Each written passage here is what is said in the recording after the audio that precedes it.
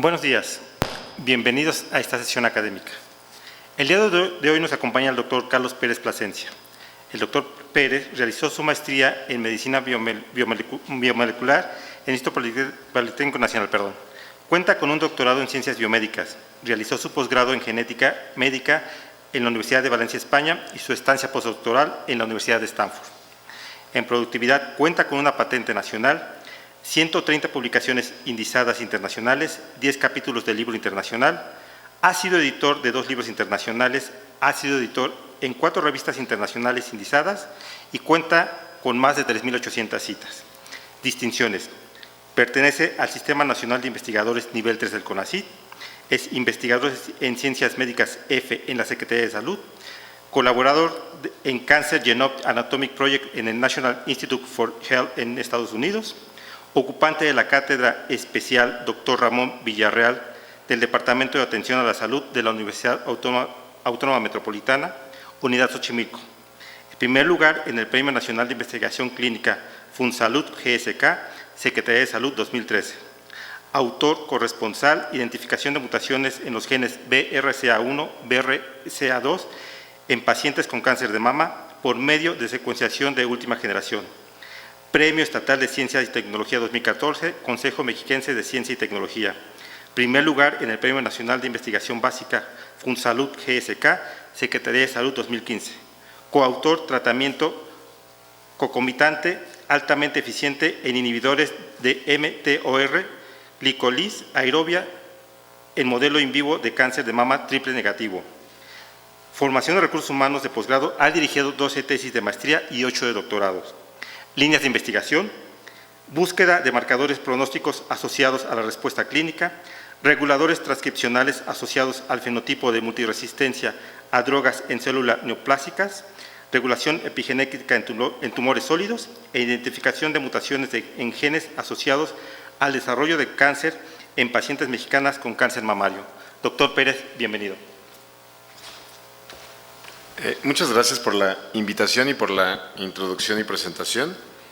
Y bueno, pues el día de hoy vamos a hablar precisamente de un tumor que es para mí muy interesante. De hecho, la introducción comenzaremos hablando del cáncer de mama metastásico. Para mí es un tumor muy interesante, ya verán por qué, porque pues son pacientes que prácticamente, clínicamente hablando, pues son incurables, son pacientes que no tienen cura, de tal suerte que muchas veces son abandonados, vamos, a su suerte. Sin embargo, bueno, pues en este trabajo estamos mostrando que puede existir una oportunidad para el tratamiento y para prolongar la vida en estos pacientes. Entonces, bueno, vamos a comenzar hablando justo de cómo estamos aquí en México en cuanto a tasa tanto de nuevos casos, 30,000 prácticamente, defunciones aproximadamente 8,000 defunciones al año en mujeres mexicanas por cáncer de mama. La tendencia, bueno, la tendencia siempre ha sido a un aumento, por supuesto, por el envejecimiento de la población, por el aumento en la población, pero pues también por, digamos, el aumento en la supervivencia, perdón, en la tasa, en la esperanza de vida, ¿no? Ok, bueno, con respecto de manera global al cáncer de mama, fíjense, son datos que me parecen interesantes, pueden ser un poco aleatorios, pero creo que nos van a poner en un punto de reflexión sobre qué es el cáncer de mama metastásico. Vean ustedes, aproximadamente el 90% de todas las consultas por cáncer de mama se llevan a cabo en México, en nuestro país, estoy hablando de datos concretamente de nuestro país, se llevan a cabo por la autodetección. Es muy importante entonces fomentar y mantener esta manera de autodiagnóstico, ¿no? Entonces, eso es algo muy importante. Otra cosa que me parece que es muy preocupante es que la cobertura de diagnóstico por mastografías es menor al 20% en todo nuestro territorio. Tenemos datos, por ejemplo, como el DF, 34%, mientras que estados no tan afortunados en cuanto a infraestructura médica, Tlaxcala y Campeche, 0.5 y 0.3% respectivamente. Y bueno, también un dato que es importante es que el 50% de mujeres con diagnóstico por cáncer de mama son mujeres consideradas como jóvenes, menores al 50 años. Y finalmente, bueno, pues los tumores en etapa temprana, recuerden ustedes que a mayor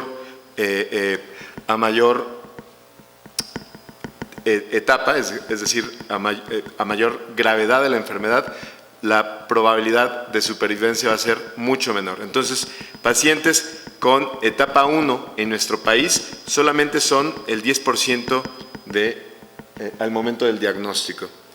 Ok, obviamente, bueno, pues, o desafortunadamente más bien, las mujeres diagnosticadas en etapa 4 es hasta el 50% de las consultas por cáncer de mama en nuestro país, y esto es realmente una disparidad impresionante. Me gustaría que veamos un dato en comparación. En Estados Unidos, menos del 10% de todas las consultas por cáncer de mama son en etapa 4. Como les comento, en nuestro país hasta un 50% de consultas por primera vez por cáncer de mama son en este estadio, que ya es un estadio pues prácticamente terminal. Y bien, bueno, nada, con respecto a esta tabla, lo tomé de un reporte muy interesante justamente de cáncer de mama metastásico en México, que se publicó en febrero del 2016. Varias instituciones fueron responsables, entre ellos el Instituto Nacional de Cancerología, de esta publicación. Y bueno, de esta tabla solamente les comento que al 2016 cada día mueren 15 mujeres a causa de esta enfermedad, y seguramente, digo, no hay que imaginarlo demasiado, pero seguramente son 15 mujeres que se encuentran en etapa metastásica. Bien, ok, bueno, entonces, esto ya lo comentamos, apenas 5% de las mujeres que se diagnostican en etapa 4 logran sobrevivir a 5 años. Es decir, mientras tenemos una tasa de curación en estadios tempranos, etapa 1, etapa 2, de más del 90% de todas las mujeres, en cambio, en etapa 4, menos del 5% va a tener una probabilidad de sobrevivir a más de 5 años. Eso me parece que es algo sumamente importante.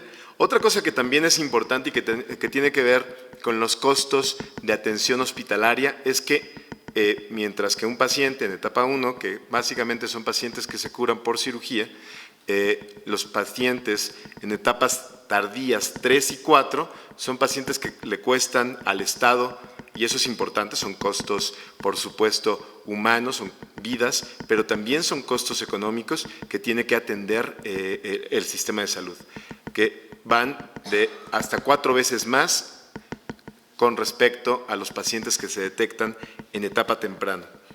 Y bueno, algo muy importante es que estas muertes que mencionábamos hace un momento, 275 al día, podrían hasta un 66% evitarse si hubieran sido diagnosticadas de manera temprana.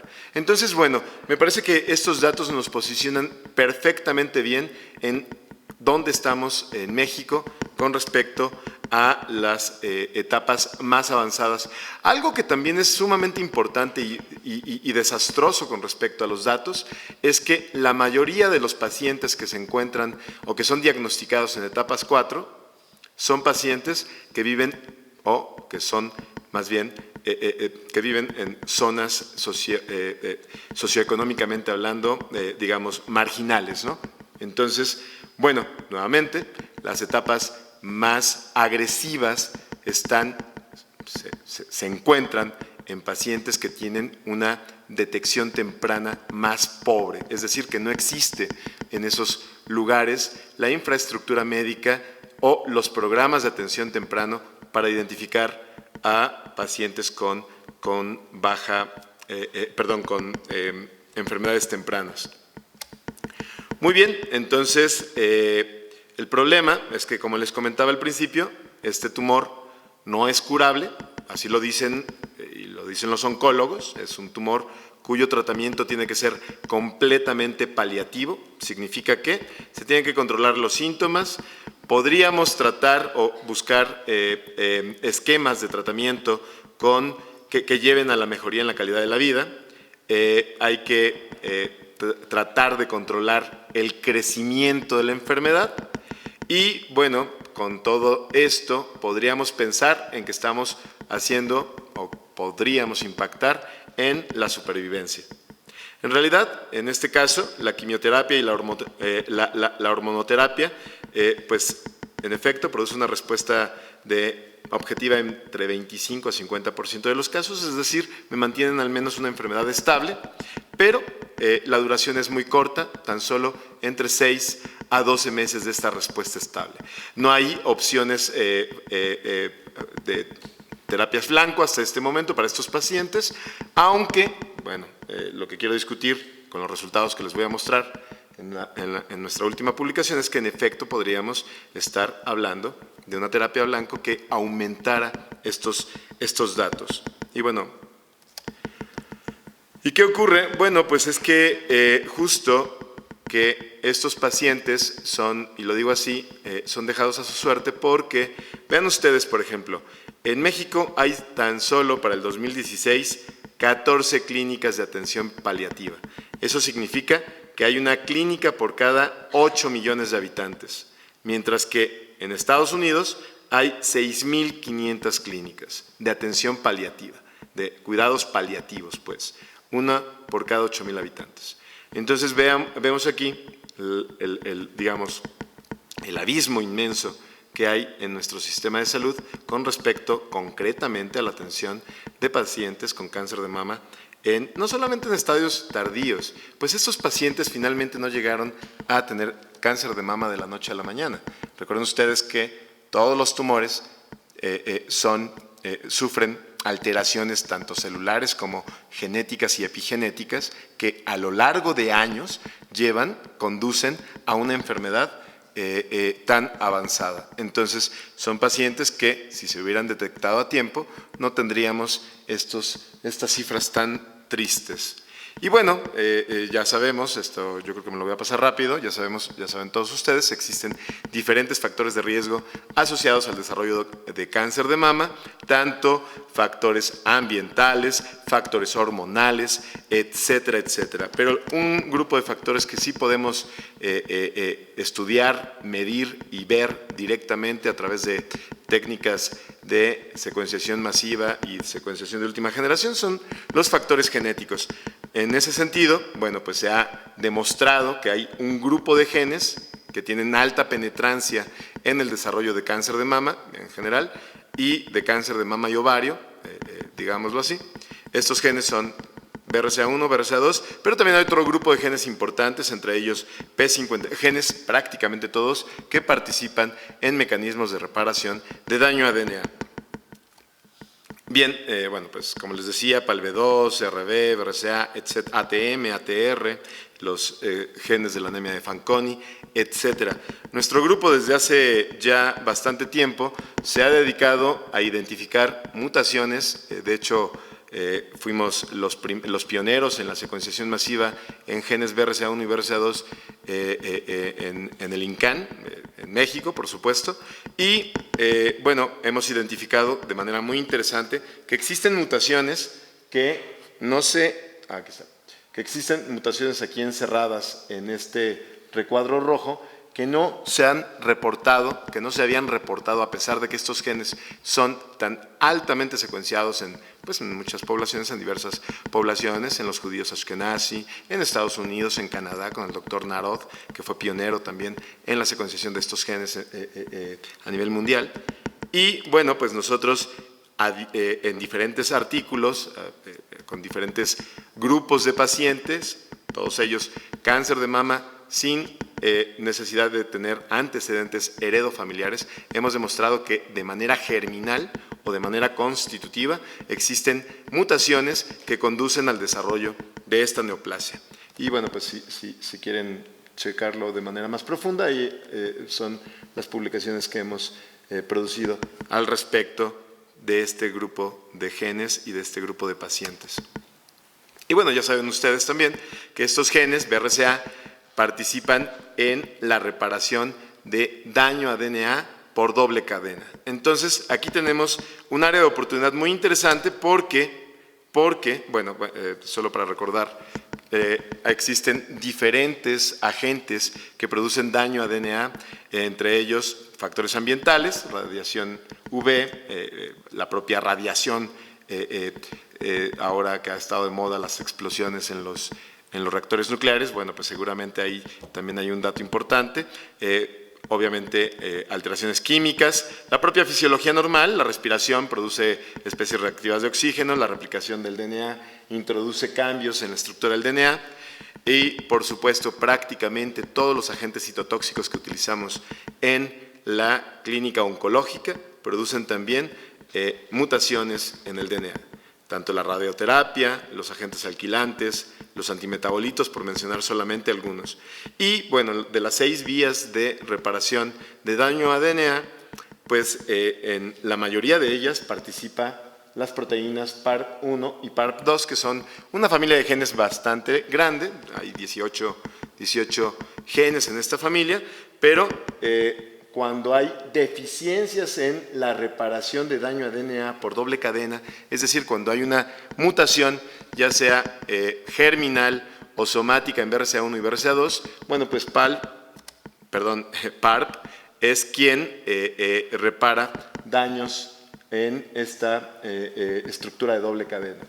Bien, algo muy importante es que en en 2005 se identificaron algunos inhibidores, algunas moléculas pequeñas que son capaces de unirse a PARP, inhibirlo, y que en células, 2 artículos de manera simultánea publicados en el mismo número en Nature, de manera simultánea, demostraron que la inhibición de PARP conduce a la muerte celular solamente en aquellas células que fueran deficientes para BRCA1 o BRCA2. Entonces, con esto, bueno, recordamos el concepto de letalidad sintética, es en donde cuando tengo 2 vías de señalización o 2 genes que participan en vías diferentes, si yo altero o inhibo a una de estas vías, la célula sobrevive. Si altero a la otra vía, la célula sigue sobreviviendo, pero cuando altero de manera, ya sea en este caso utilizando la información genética sobre la inhibición la deficiencia en reparación de daño a DNA por doble cadena para BRCA1 o BRCA2, y además la inhibición por algún mecanismo externo, que puede ser fármaco o puede ser noqueo del gen, pues la conduzco a la célula, a la muerte celular. Entonces, este mecanismo lo conocemos como letalidad sintética y es muy importante para explicar este y otros fenómenos dentro de la biología tumoral. Y bueno, lo que ocurre es que estos inhibidores de PARP, en un mecanismo que ya se ha estudiado profusamente, estos inhibidores de PARP lo que hacen es que PARP cataliza al NAD cuando sensa un daño al DNA en una sola cadena. Lo que hace es que, digamos, reconoce esta ruptura, reconoce esta muesca, este nick dentro del DNA y utilizando NAD lo cataliza lo que conocemos como parilación, que es la polimerización de ADP ribosa. Entonces, primero se autoparila, se sintetiza diferentes moléculas, o más bien una cadena importante de moléculas de ADP ribosa sobre sí mismo, y después esto hace que diferentes enzimas que participan en la reparación de daño a DNA sean reclutadas y también las parila. Es decir, es una proteína que sensa el daño a DNA, recluta por modificación post-traduccional diferentes proteínas que participan en reparación de daño a DNA. Entonces, ¿qué ocurre? Que cuando utilizamos estos inhibidores, los inhibidores se unen al sitio de reconocimiento a NAD y finalmente, como PARP ya se encuentra, digámoslo, montado, o como decirlo, ya se encuentra reconociendo el daño a DNA, esto hace que PARP, la molécula, ya no suelte a esta muesca de DNA. Entonces dobla al DNA y finalmente, bueno, pues esto conduce a, en células con deficiencia en reparación por doble cadena, esto conduce a una ruptura del DNA por doble cadena, cuando era inicialmente una ruptura de DNA en cadena sencilla, y conduce a la apoptosis, porque este daño no va a poder ser reparado, pues son deficientes en BRCA1 o BRCA2. Entonces, bueno, aquí les muestro algunos de los inhibidores de PARP que ya se encuentran completamente aprobados por la FDA, que ya a la fecha hay más de 1000 protocolos clínicos en diferentes tipos de pacientes, con diferentes esquemas de tratamiento, en diferentes tumores incluso, no solamente para cáncer de mama, cáncer de ovario, cáncer de próstata, etcétera, etcétera, es un gran etcétera. Y aquí les muestro la estructura de PARP y en gris un inhibidor bloqueando el sitio de reconocimiento a NAD. Entonces, bueno, ahora sí, entrando de lleno en nuestro estudio, este fue un estudio prospectivo, observacional, longitudinal, dirigido a pacientes con cáncer de mama en etapa 4 de manera específica, y bueno, el reclutamiento después de la firma del consentimiento informado fue un reclutamiento consecutivo, es decir, conforme llegaban los pacientes, firmaban, les explicábamos el protocolo, ellos firmaban el consentimiento y bueno, tomábamos la muestra. Son muestras vírgenes a tratamiento, también eso es importante. Y bueno, pues el objetivo fue identificar variantes patogénicas en 14 genes involucrados en la reparación de daño a DNA en este grupo de pacientes. Y bueno, lo realizamos por medio de secuenciación masiva y después buscamos si existía alguna asociación a distintos desenlaces clínicos en este grupo de pacientes. Este artículo, bueno, pues ya fue publicado recientemente, entonces si quieren consultar algo más específico, seguramente viene ahí. Entonces, hablando de la población y de la muestra, como pueden ver ustedes, son pacientes, bueno, pues no podemos decir que son, yo diría que una gran mayoría son, la mediana es de 53 años, pero una gran mayoría también son pacientes menores de 50 años. La mayoría de estos histológicamente son ductales, pero algo muy importante es el tamaño del tumor. Vean ustedes, T1 significa que el tumor mide menos de 2 centímetros de diámetro, T2 entre 2 y 5, T3 más de 5 centímetros y T4 significa que el tumor ha crecido tanto que ya se encuentra en la pared de la piel o en la pared, digamos, cercanísimo a las costillas, a la parte, digamos, del pecho, ¿no? O sea, sí.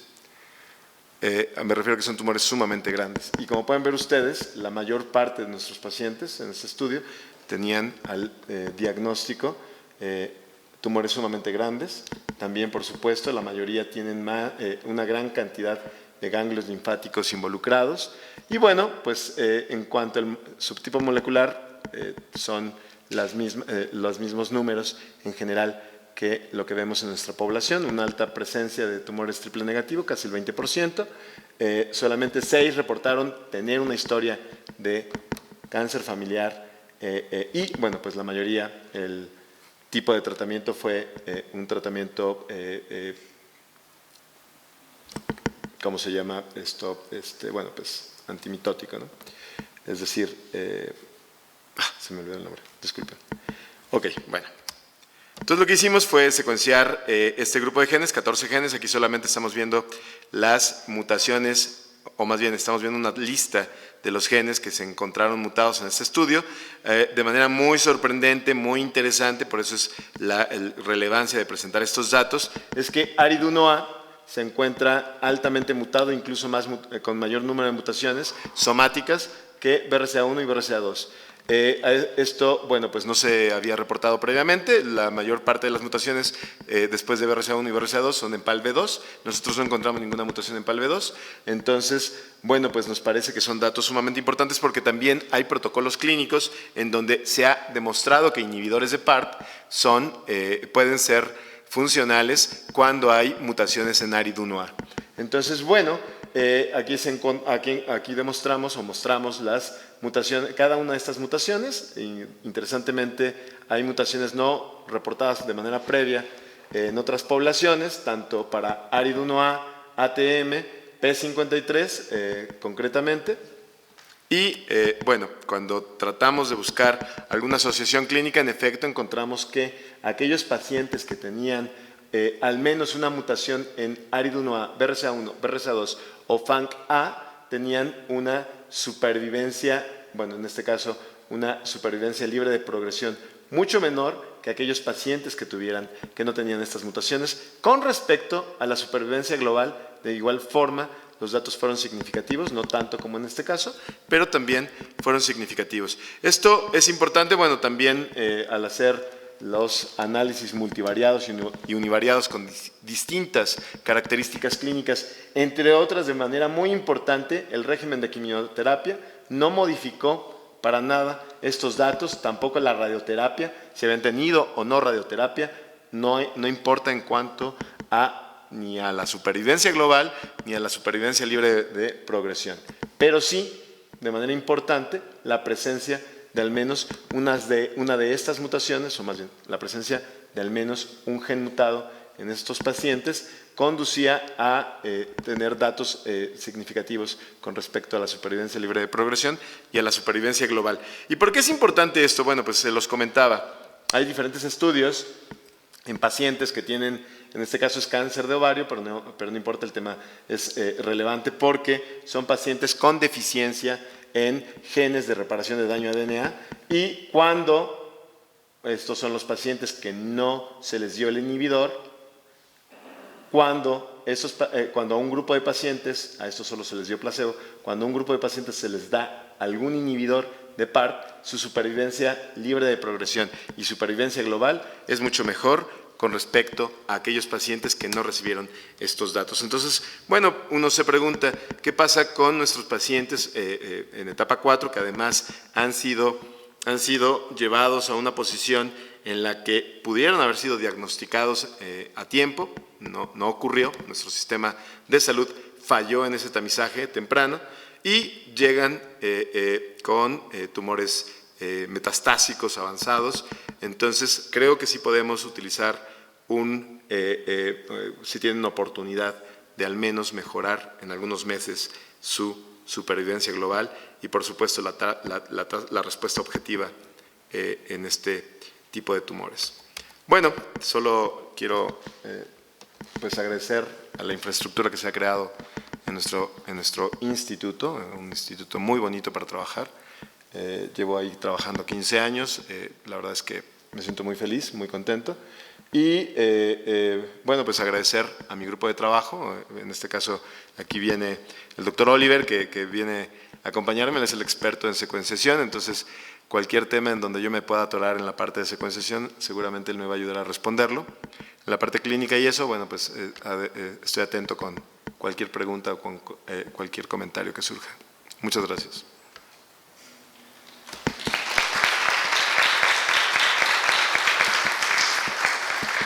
Sí.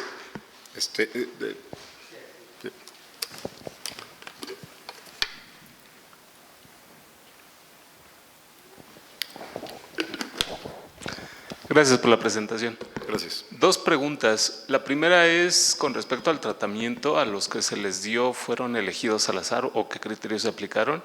Y la segunda, en la secuenciación, ¿fue de exomas o fue de genoma completo o qué tipo de secuenciación hicieron? Ok, gracias por la pregunta. Bueno, lo que ocurre con las clínicas oncológicas es que siempre hay unidades funcionales en donde un grupo de expertos, no solamente oncólogos, radiólogos, médicos de imagen, están, digamos, revisando cada caso y cada caso es tratado de manera distinta de acuerdo a los propios criterios que, digo, por supuesto, de acuerdo evidentemente a la parte de los marcadores moleculares para cáncer de mama, pero también de acuerdo a la propia experiencia y a lo que dicta las normas del NCI para este tipo de pacientes. Es decir, el tratamiento no es elegido al azar para nuestros pacientes. La segunda pregunta, no, hicimos targeted sequencing, o sea, buscamos, es decir, amplificamos y secuenciamos estos 14 genes. ¿Completos o solo? Sí, completos, completos. Gracias. Sí.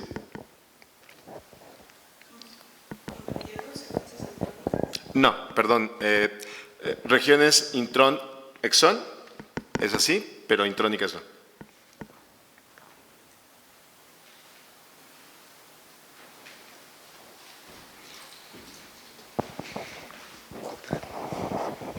Tengo una pregunta. De las mutaciones que ustedes vieron que encontraron, me parece que era en ARID, ARID1A.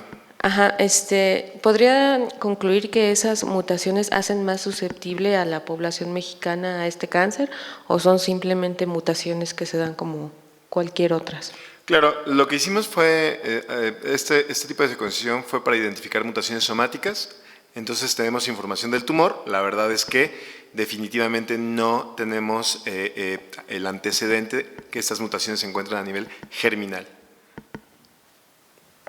Y respecto a, nada más para completar la pregunta que habían hecho, dijiste que eran de acuerdo a los criterios y eso, pero creo que, bueno, la pregunta que me surgió a mí es si el tratamiento que se les dio fue justamente de acuerdo a esta caracterización que hicieron.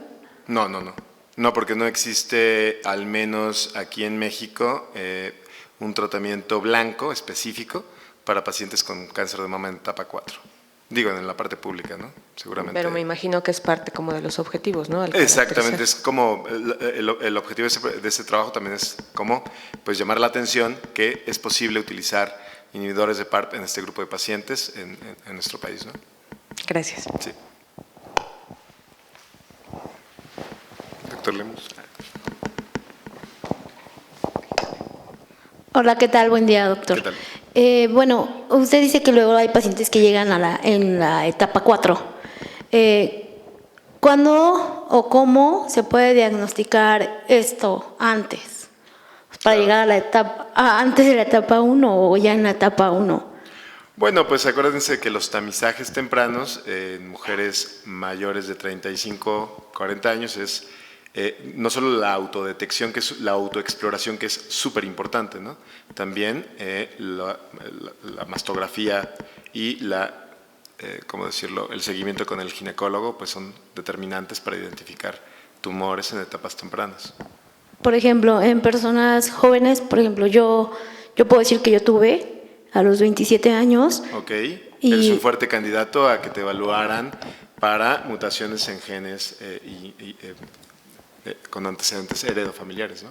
Exacto, mi tumor era TX, realmente no era muy grande, y todo fue con tratamiamiento. Claro. Ahora, la otra pregunta es, ¿qué medicamento, o sea, cuando es diagnosticado antes de una etapa, es totalmente medicamento, no se puede entrar realmente a lo que son quimios y radios? A mí me dio un la quimio es un medicamento, ¿no? ¿Cómo? ¿Se me explica? Ok. O sea, es decir, por supuesto, sin importar el estado clínico, esa es una decisión del oncólogo, saber si primero se hace una reducción del tumor, dependiendo del tamaño, o va directamente a cirugía, bordes limpios. Entonces, a lo mejor pueden darte ahí nada más un tratamiento de esos, digamos, que reduzca la probabilidad de crecimiento de células tumorales, pero prácticamente cuando la cirugía es absolutamente con bordes limpios no hay ningún problema ahí. Ok, entonces la prevención entre la edad de 27, porque yo vi las edades, bueno, las estadísticas de edades, Claro. Y sería como de 25. O sea, 27 años el más joven, ¿no? Exactamente, sí, fue lo que vi. En etapa 4. En etapa 4.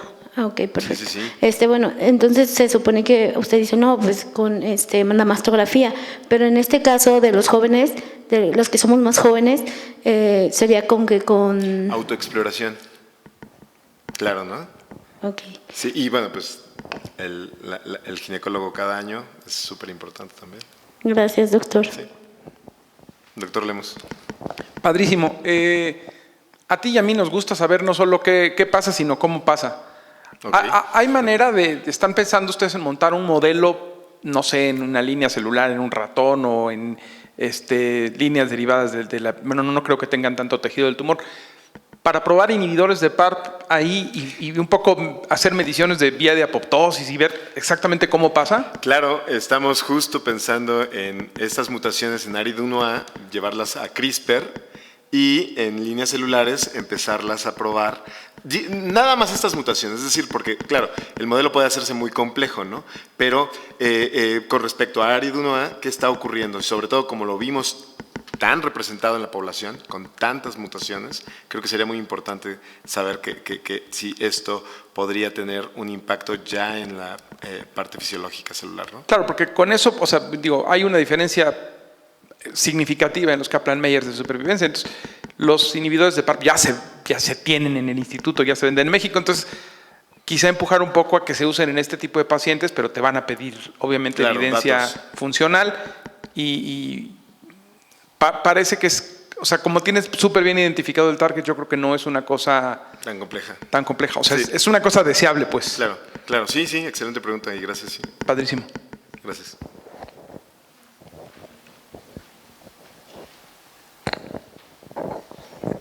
Buenos días, doctor. En cuanto a la mutación de ARID1, ¿se asoció a un subtipo molecular específico o se presentó de manera igual en los 4 subtipos moleculares? Si vemos la tabla de análisis univariado y multivariado, en donde tenemos los distintos tipos moleculares, ¿no? La clasificación molecular y además estratificada por cada marcador, pues no se asoció a ningún subtipo molecular. ¿No se ve? Ay, perdón. Bueno, desde aquí sí veo. Bueno, ok, vale, pues rapidísimo, lo que vemos son distintas características clínicas, ¿no?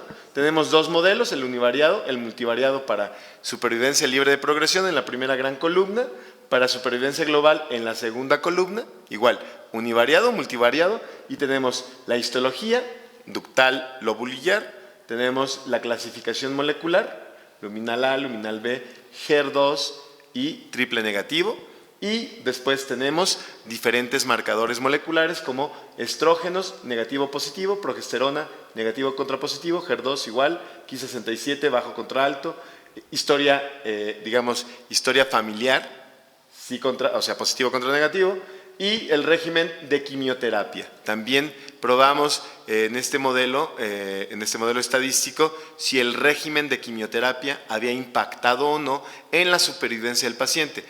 Y bueno, la radioterapia, si había tenido radio o no había tenido radio. Y finalmente, en nuestro marcador estrella, porque bueno, pues contra eso se tiene que comparar todos los datos, si tiene al menos una mutación en uno de estos 4 genes. En todos los datos clínicos, ninguno resultó ser estadísticamente